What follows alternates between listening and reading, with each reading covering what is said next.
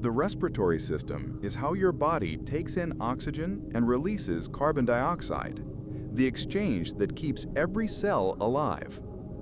It starts at the nose and mouth, where air is warmed, moistened, and filtered before traveling down through the pharynx.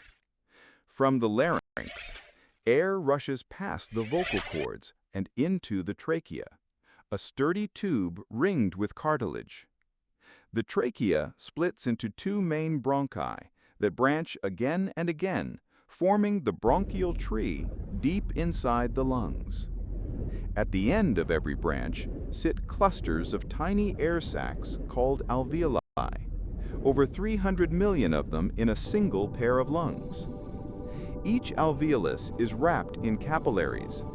Oxygen passes into the blood, and carbon dioxide passes out, the moment of gas exchange.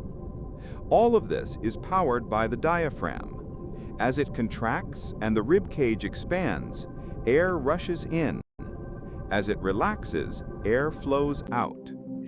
One complete breath, from the first molecule of air to the oxygen reaching every cell of your body.